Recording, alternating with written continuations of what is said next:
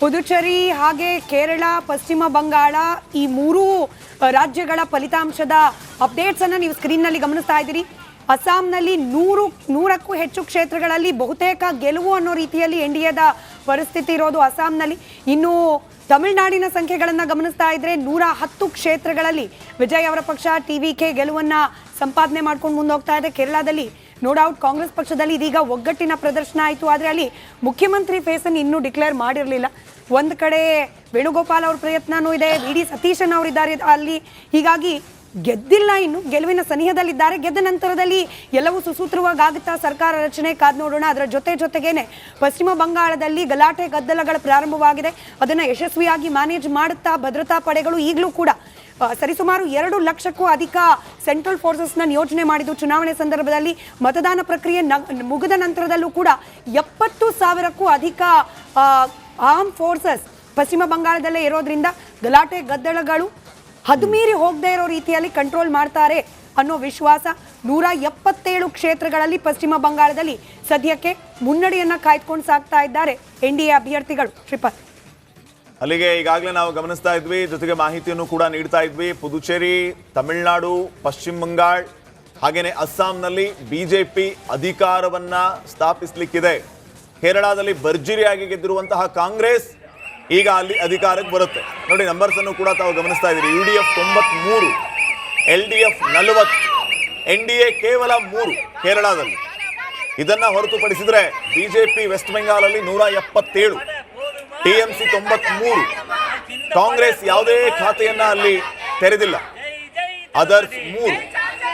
ಇನ್ನು ತಮಿಳುನಾಡಿನಲ್ಲಿ TVK 110, AIADMK 72, DMK ಕೇವಲ 52 ಕ್ಷೇತ್ರಗಳಲ್ಲಿ ಮುನ್ನಡೆಯನ್ನ ಕಾಯ್ದುಕೊಳ್ತಾ ಇದೆ.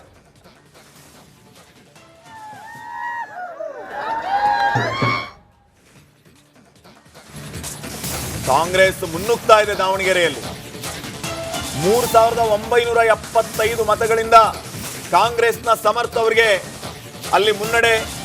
ಅಲ್ಪಸಂಖ್ಯಾತ ಏರಿಯಾದಲ್ಲಿ ಬಿಜೆಪಿಗೆ ಮತಗಳು ಬಂದಿಲ್ಲ, ಯಾವುದೇ ಮತಗಳು ಬಂದಿಲ್ಲ. ಮೈಲಾರಿ ಪಟಾತ್ ಪ್ರತಿನಿಧಿ ಮಾಹಿತಿ ಕೊಡ್ತಿದ್ದಾರೆ, ನೋಡೋಣ. ಅವಧಿಗೂ ಮುನ್ನ ಅಂದರೆ ಅಡ್ವಾನ್ಸ್ ಆಗಿ ಸಂಭ್ರಮ ಆಚರಣೆಯನ್ನು ಕೂಡ ಈ ಒಂದು ಕಾಂಗ್ರೆಸ್ ಕಾರ್ಯಕರ್ತರು ಮಾಡ್ತಿರೋದು ಗಮನಿಸ್ಬೋದು. ಸಾಕಷ್ಟು ಕಾರ್ಯಕರ್ತರು ಬಂದಿರುವಂಥದ್ದು, ಜೊತೆಗೆ ಗುಲಾಲನ್ನು ಎರಚಿಕೊಂಡು ಬಣ್ಣವನ್ನು ಎರಚಿಕೊಂಡು ಪಟಾಕಿ ಸಿಡಿಸಿ ಸಂಭ್ರಮ ಆಚರಣೆಯನ್ನು ಮಾಡ್ತಿರುವಂಥದ್ದು. ಸದ್ಯ 14ನೇ ಸುತ್ತು ಮುಗಿದಿರುವಂಥದ್ದು. ಸುಮಾರು 9,000ಕ್ಕೂ ಹೆಚ್ಚು ಮುನ್ನಡೆಯನ್ನು ಕಾಂಗ್ರೆಸ್ ಕಾಯ್ದುಕೊಂಡಿರೋದು. ನಮ್ಮ ಜೊತೆ ಈಗ ಜಿಲ್ಲಾ ಕಾಂಗ್ರೆಸ್ ಅಧ್ಯಕ್ಷರಿದ್ದಾರೆ, ಅವರನ್ನು ಕೂಡ ನಾನು ಮಾತಾಡ್ತೀನಿ. ಮೇಡಮ್, 14ನೇ ಸುತ್ತಲ್ಲಿ ಮುಂದ್ಗಡೆ ಇದ್ದೀರಿ, ಮುನ್ನಡೆ ಕಾಯ್ದುಕೊಂಡ್ರೆ ಏನು ಹೇಳ್ತೀರಿ? ನಾವು ಇದು ಒಂದು ಗೆಲುವು ಅಂತ ನಾವು ಹೇಳಕ್ಕೆ ಇಷ್ಟಪಡ್ತಾ ಇದ್ದೀವಿ. ಉಮೇಶ್ ಮೇಟಿ ಅವರಾಗಲಿ, ನಮ್ಮ HY ಮೇಟಿ ಅವರಾಗಲಿ ಮಾಡಿರುವಂಥ ಒಂದು ಅಭಿವೃದ್ಧಿ ಕೆಲಸಗಳು ಈಗ ನಮಗೆ ಆಶೀರ್ವಾದ ಆಗಿ ಸಿಗ್ತಾ ಇದೆ ಅಂತ ಹೇಳ್ತಾ ಇದ್ದೀನಿ. ಅದಕ್ಕೂ ಹೆಚ್ಚಾಗಿ ಒಂದು ಮಹಿಳೆಯರ ಒಂದು ಓಟು ನಮಗೆ ಚೆನ್ನಾಗಿ ಬೀಳ್ತಾ ಇದೆ. ಯಾಕಂದರೆ ಮಹಿಳೆಯರ ಒಂದು ಪಂಚ ಗ್ಯಾರಂಟಿ ಯೋಜನೆಯಿಂದ ಒಂದು ಅನುಕೂಲವನ್ನು ಪಡೆದುಕೊಂಡವರು ಯಾರು ಅಂದರೆ ಅದು ನಮ್ಮ ಮಹಿಳೆಯರ ಒಂದು ಬೆಂಬಲ ತುಂಬ ಇದೆ ನಮಗೆ ಅಂತ ಹೇಳ್ತಾ ಇದ್ದೀನಿ. ಅದೇ ರೀತಿ ಹೆಚ್ಚಿನ ಮಹಿಳೆಯರ ಮತದಾನ ನಿಮ್ಗೆ ಗೆಲುವು ಕಾರಣ ಆಗುತ್ತೆ. ಅದು ಮಾತ್ರ ನಿಜವಾಗ್ಲೂ ಹೌದು, ಸತ್ಯ. ಬಾಕಿ ಇದಾವೆ ಮೇಡಮ್, ಇನ್ನೂ ಬಾಕಿ ಇದಾವೆ. ಬಾಕಿ ಇದ್ರೂ ಜಯಬೇರಿ ಬಾರಿಸೋದ್ರಲ್ಲಿ ಏನು ಅನುಮಾನ ಇಲ್ಲ ಅಂತ ಈ ಮೂಲಕ ಹೇಳ್ತಾ ಇದ್ದೀನಿ ನಾನು. ಒಟ್ಟಾರೆ ಮಹಿಳೆಯರಿಗೆ ಈ ಒಂದು ಗೆಲುವು ಸಲ್ಲಿಸ್ತಂತೆ. ಎಲ್ಲ ಮಹಿಳೆಯರಿಗೂ ನಾನು ಧನ್ಯವಾದಗಳನ್ನ ಹೇಳಕ್ಕೆ ಇಷ್ಟಪಡ್ತೀನಿ. ಹಾಗೆ ಉಮೇಶ್ ಮೇಟಿ ಅವ್ರಿಗೂ ಒಂದು ಅಡ್ವಾನ್ಸ್ ನಾನು ಅಭಿನಂದನೆಗಳನ್ನು ತಿಳಿಸ್ಲಿಕ್ಕೆ ಇಷ್ಟಪಡ್ತಾ ಇದ್ದೀನಿ. ದಾವಣಗೆರೆ 8ನೇ ಸುತ್ತಿನ ನಂತರ ಫಲಿತಾಂಶ: ಕಾಂಗ್ರೆಸ್ 27,050, ಬಿಜೆಪಿ 25,977, SDPI 8,099. ದಾವಣಗೆರೆ 8ನೇ ಸುತ್ತಿನ ನಂತರದ ಫಲಿತಾಂಶ ಇದು. ಬಿಜೆಪಿ 25,977, ಕಾಂಗ್ರೆಸ್ 27,050. ಬಹಳ ಕ್ಲೋಸ್ ಅಂಡ್ ಟೈಟ್ ಫೈಟ್ ನಡೀತಾ ಇರೋದನ್ನು ನಾವು ಗಮನಿಸ್ತಾ ಇದ್ದೀವಿ. SDPI ಕೂಡ ಇಲ್ಲಿ 8,000 ಮತಗಳನ್ನು ಪಡೆದಿರೋದು. ಈ ಮತಗಳ ಅವರು ಹೂನಾರ ಹಾಕಿ ಅವರನ್ನು ಗೌರವಿಸ್ತಕ್ಕಂಥ, ಸ್ಮರಿಸ್ತಕ್ಕಂಥ ಕೆಲಸವನ್ನು ಸರ್ಕಾರ ಮಾಡ್ತದೆ ಅಂತಕ್ಕಂಥ ಮಾತುಗಳನ್ನು ತಮಗೆ ತಿಳಿಸಲಿಕ್ಕೆ ಬಯಸ್ತೇನೆ. KC ರೆಡ್ಡಿಯವರು ಸ್ವಾತಂತ್ರ್ಯ ನಂತರ ಮೊದಲನೇ ಮುಖ್ಯಮಂತ್ರಿ ಆಗಿದ್ದಂಥವರು. ರೈಟ್, ಚುನಾವಣೆಗೆ ಸಂಬಂಧಪಟ್ಟಂತೆಯೂ ಕೂಡ ಪ್ರತಿಕ್ರಿಯೆ ನೀಡಿದ್ದಾರೆ ಮುಖ್ಯಮಂತ್ರಿಗಳು. ಕೆಲವೇ ಕ್ಷಣಗಳಲ್ಲಿ ಅದನ್ನು ಕೂಡ ನಾವು ತೋರಿಸೋ ಪ್ರಯತ್ನ ಮಾಡೋಣಂತೆ. ಪುದುಚೇರಿಯಲ್ಲಿ 13 ಕ್ಷೇತ್ರಗಳಲ್ಲಿ NDA ಮುನ್ನಡೆ, ಪಶ್ಚಿಮ ಬಂಗಾಳದಲ್ಲಿ 182 ಕ್ಷೇತ್ರಗಳಲ್ಲಿ ಬಿಜೆಪಿ ಮುನ್ನಡೆ. ಸದ್ಯದ ಟ್ರೆಂಡ್ ಇದು. ದಾವಣಗೆರೆ ಹಾಗೆ ಬಾಗಲಕೋಟೆ 2 ಬೈ ಎಲೆಕ್ಷನ್ನ ರಿಸಲ್ಟ್ಸ್, ಅದರ ಮತ ಎಣಿಕೆ ಪ್ರಕ್ರಿಯೆಯಲ್ಲಿ 2 ಕ್ಷೇತ್ರದಲ್ಲೂ ಕೂಡ ಕಾಂಗ್ರೆಸ್ನ ಅಭ್ಯರ್ಥಿಗಳು ಮುನ್ನಡೆಯನ್ನ ಕಾಯ್ದುಕೊಂಡಿದ್ದಾರೆ. ಬಾಗಲಕೋಟೆಯಲ್ಲಿ 16ನೇ ಸುತ್ತಿನಲ್ಲಿ ಕಾಂಗ್ರೆಸ್ ಮತ್ತೆ ಮುನ್ನಡೆಯನ್ನ ಕಾಯ್ದುಕೊಳ್ತಾ ಇದೆ. 10,122 ಮತಗಳ ಅಂತರದಲ್ಲಿ ಕಾಂಗ್ರೆಸ್ ಮುನ್ನಡೆಯನ್ನ ಕಾಯ್ದುಕೊಳ್ತಾ ಇದೆ. ಬರೋಬ್ಬರಿ 64,747 ಮತಗಳು. ಬಿಜೆಪಿಯ 54,525. 16ನೇ ಸುತ್ತಿನಲ್ಲಿ ಕಾಂಗ್ರೆಸ್ ಈ ಮಟ್ಟಿಗೆ ಮುನ್ನಡೆಯನ್ನ ಕಾಯ್ದುಕೊಳ್ತಾ ಇದೆ. ಬರೋಬ್ಬರಿ 10,122 ಮತಗಳ ಅಂತರ.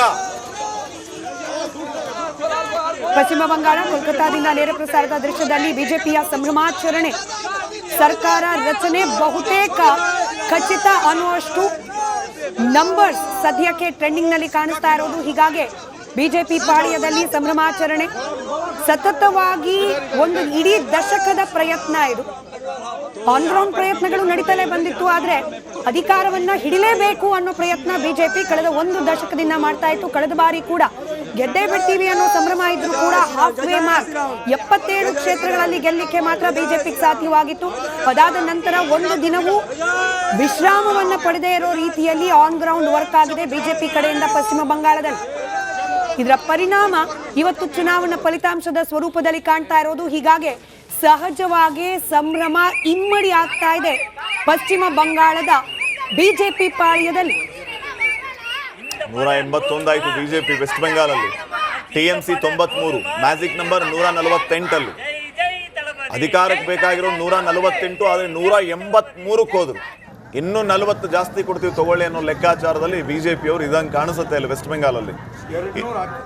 ಇನ್ನ TVK ವಿಚಾರಕ್ಕೆ ಬಂದ್ರೆ ತಮಿಳುನಾಡಿನಲ್ಲಿ ಈ ಮಟ್ಟಿಗೆ ಮ್ಯಾಸಿವ್ ಆಗಿ ಅವರು ಹೊರ ಹೊಮ್ತಾರೆ, ವಿಕ್ಟ್ರಿನ ಕೊಡ್ತಾರೆ ಅಂತ ಯಾರು ಕೂಡ ನಿರೀಕ್ಷೆ ಮಾಡಿರ್ಲಿಲ್ವ ಏನು. ಅದು DMK 3ನೇ ಸ್ಥಾನಕ್ಕೆ ಹೋಗ್ತಾ ಇದೆ. AIADMK 2nd ಪ್ಲೇಸ್ ಅಲ್ಲಿ ಇದೆ, TVK 1st ಪ್ಲೇಸ್ ಅಲ್ಲಿ. ಆಮೇಲೆ ಸ್ಪರ್ಧೆ ಮಾಡಿರುವಂತ 2 ಕ್ಷೇತ್ರ ತಿರುಚನಾಪಲ್ಲಿ ಆಮೇಲೆ ಪೆರಂಬೂರು, ಆ 2 ಕ್ಷೇತ್ರಗಳಲ್ಲಿಯೂ ಕೂಡ ಮುನ್ನಡೆಯನ್ನ ಕಾಯ್ದುಕೊಂಡಿದ್ದಾರೆ ವಿಜಯ್. ಬಾಗಲಕೋಟೆಯಲ್ಲಿ ಕಾಂಗ್ರೆಸ್ನ ನಾಗಾಲೋಟ ಮುಂದುವರೆದಿದೆ. 13,025 ಮತಗಳ ಅಂತರದಲ್ಲಿ ಮುನ್ನಡೆಯನ್ನ ಕಾಯ್ದುಕೊಂಡಿದ್ದಾರೆ ಕಾಂಗ್ರೆಸ್ನ ಅಭ್ಯರ್ಥಿ. ಸದ್ಯ ಕಾಂಗ್ರೆಸ್ಗೆ 73,715 ಮತಗಳು. JDS ವಕ್ತಾರ ರಾಜು ಗೌಡ್ರಿಗೆ ಡೌಟ್ ಇತ್ತು, ಯಾಕೋ ನಂಬರ್ ಡಿಸ್ಪ್ಲೇ ಆಗ್ತಿಲ್ಲ, ಬೇರೆ ಏನೋ ಆಗ್ತಾ ಇದೆಯಾ ಅಂತ ಹೇಳಿ. ವಿಶೇಷವಾಗಿ JDS ಪಕ್ಷಕ್ಕೋಸ್ಕರ ನಂಬರ್ ಸ್ಕ್ರೀನ್ನ ಮೇಲೆ ಕಾಂಗ್ರೆಸ್ 13,025 ಮತಗಳ ಅಂತರದಲ್ಲಿ ಮುನ್ನಡೆಯನ್ನ ಕಾಯ್ದುಕೊಳ್ತಾ ಇದೆ. 73,715 ಮತಗಳು ಕಾಂಗ್ರೆಸ್ನ ಅಭ್ಯರ್ಥಿಯ ಪಾಲಾಗಿರೋದು. ಮತ್ತೊಂದು ಕಡೆ ದೃಶ್ಯದಲ್ಲಿ ತಮಿಳುನಾಡಿನ ಸಂಭ್ರಮಾಚರಣೆಯ ದೃಶ್ಯಗಳು.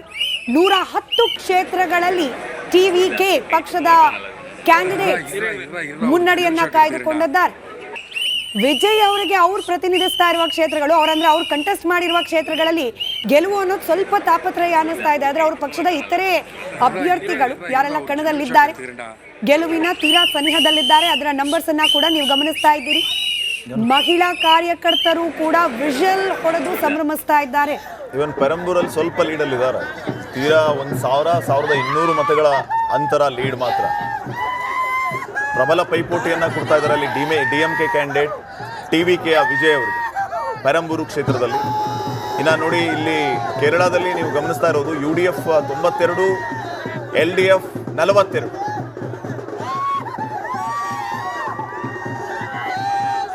ಪಶ್ಚಿಮ ಬಂಗಾಳದ ಫಲಿತಾಂಶ, ಸಂಭ್ರಮಾಚರಣೆಯ ದೃಶ್ಯಗಳು, ಹಾಗೆ ತಮಿಳುನಾಡಿನ ಸಂಭ್ರಮಾಚರಣೆಯ ದೃಶ್ಯಗಳು. ಚಿತ್ತಾಲೆ ಸರ್, ಮೊದಲಿಗೆ ವೆಸ್ಟ್ ಬೆಂಗಾಲ್, ಅದಾದ ನಂತರ ಕ್ವಿಕ್ ರಿಯಾಕ್ಷನ್ ತಮಿಳುನಾಡು ಬಗ್ಗೆ ಕೂಡ ಕ್ವಿಕ್ಲಿ.